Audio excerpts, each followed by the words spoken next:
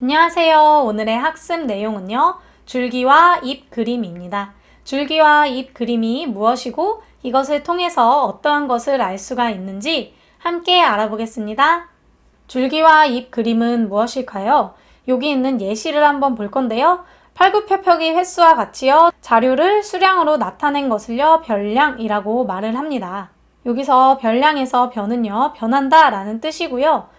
다음과 같이 자료를 줄기와 잎으로 구분하여 나타낸 그림을 줄기와 잎 그림이라고 하고요. 세로선의 왼쪽에 있는 수를 줄기라고 하고요. 오른쪽에 있는 수를 잎이라고 하는데요.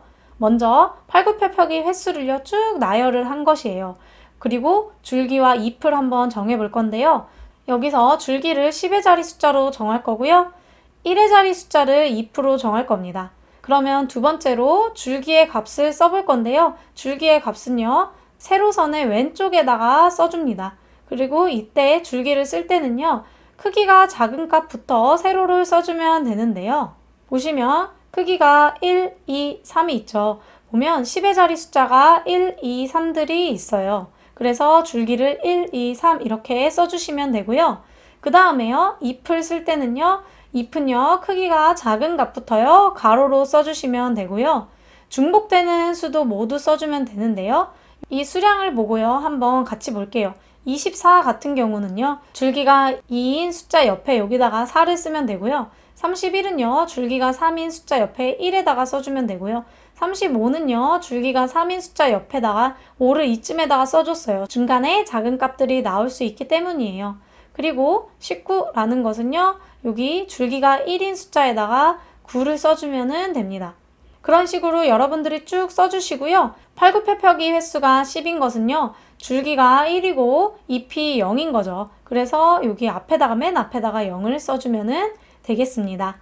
이런 줄기와 잎 그림은요. 이러한 소규모 자료의 분포를 나타낼 때 적합한 방법입니다. 이 자료의 분포가 매우 방대하면요. 다 쓰기가 어렵겠죠. 따라서 소규모 자료의 분포를 나타내는데 적합합니다. 줄기와 잎 그림으로 자료를 정리를 하면요.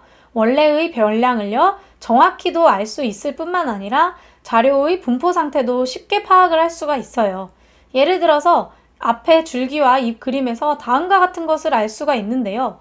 보시면 줄기가 1이었을 때 잎이 6개가 있죠. 그러면 우리가 이것을 보고 팔굽혀펴기를 10회 이상 하고 20회 미만한 학생이 6명이다 라는 것을 알 수가 있고요. 나머지들도 알 수가 있어요. 그리고 이 분포를 딱 보면요. 팔굽혀펴기를 10회 이상 하고 20회 미만한 학생이 가장 많다라는 것을 알 수 있죠. 왜냐하면 잎이 6개로 가장 많기 때문이에요. 줄기가 2나 줄기가 3인 것은요. 잎이 5개가 되죠. 그래서 바로 한눈에 알 수가 있고요. 또한 팔굽혀펴기를 가장 많이 한 학생은요. 35회로 2명이나 있구나 라는 것을 알 수가 있습니다. 팔굽혀펴기를 가장 많이 한 학생이 줄기가 3이고 잎이 5니까요. 35회를 한 학생이 가장 많이 한 학생이고 팔굽혀펴기를 가장 적게 한 학생은 10회를 했구나 라는 것도 알 수가 있어요. 이렇게 자료의 분포 상태를요. 쉽게 알 수가 있다라는 장점이 있습니다. 오늘 배운 내용을 정리해 볼게요. 줄기와 잎 그림에 대해서 배웠는데요. 먼저 변량은 키, 성적 등과 같이요. 자료를 수량으로 나타낸 것을 뜻하고요. 두 번째로 줄기와 잎 그림은요. 자료를 줄기와 잎을 이용을 해서 나타낸 그림을 뜻합니다. 이때 줄기는요. 세로선의 왼쪽에 있는 숫자를 뜻하고요. 잎은요. 세로선의 오른쪽에 있는 숫자를 뜻합니다.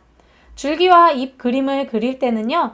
줄기에는 중복된 수를요. 한 번만 써주고요. 작은 수부터 밑으로 나열을 해주고요. 잎에는요. 중복된 수를 모두 써야만 정확하게 분포가 어떻게 되어 있는지를 알 수가 있겠습니다.